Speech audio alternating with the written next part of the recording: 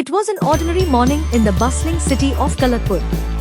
People went about their daily routines, cars honked in the traffic, and the aroma of street food filled the air. But then, out of nowhere, a massive figure emerged from the forested hillside on the city's edge.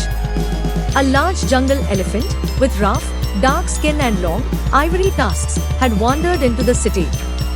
At first, people couldn't believe their eyes. They watched in stunned silence, not sure whether to stay or run. But as the elephant started moving down the main street, panic set in. The elephant, confused and agitated by the noisy streets, thrashed its trunk, swinging it wildly in fear. People ran in all directions, shouting warnings and dragging their children out of harm's way.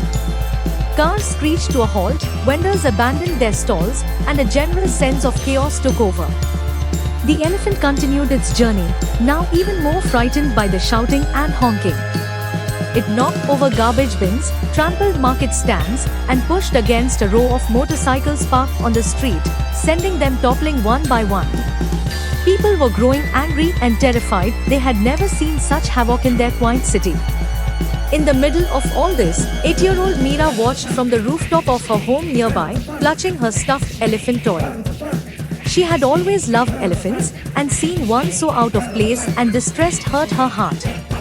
While everyone else ran away, Meera felt a strong urge to help. She had heard her grandmother talk about how elephants are gentle when calm, and she thought that maybe, just maybe, she could help it find its way back.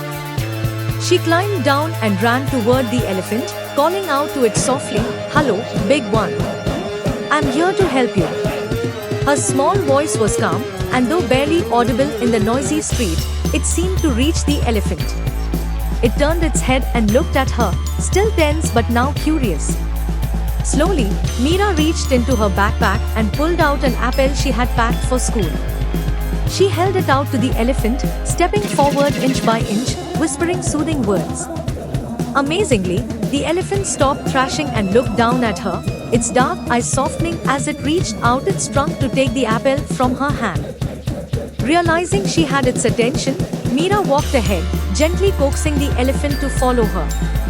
People watched in amazement, no longer afraid but entranced by the sight of the tiny girl leading the massive creature through the city. Step by step, Meera guided the elephant through the streets, away from the crowds and noise, toward the edge of the forest where it belonged. When they finally reached the tree line, Meera turned back to the elephant and spoke to it as if it understood, "You're safe now. Go back home." The elephant stood for a moment, gazing at Meera as if it knew she had saved it. With a low, rumbling sound, it turned and walked back into the jungle, disappearing into the shadows of the trees. Back in the city, the people who had witnessed the event couldn't stop talking about the brave little girl who had managed to do what no one else could. Meera had not only saved the city from further destruction but had also shown everyone the power of kindness and courage. From that day on, whenever people spoke of elephants, they did so with a bit more respect, remembering the small child who led a mighty elephant back home. And Meera, with her stuffed elephant by her side, would always smile when she thought of the gentle giant she had helped save.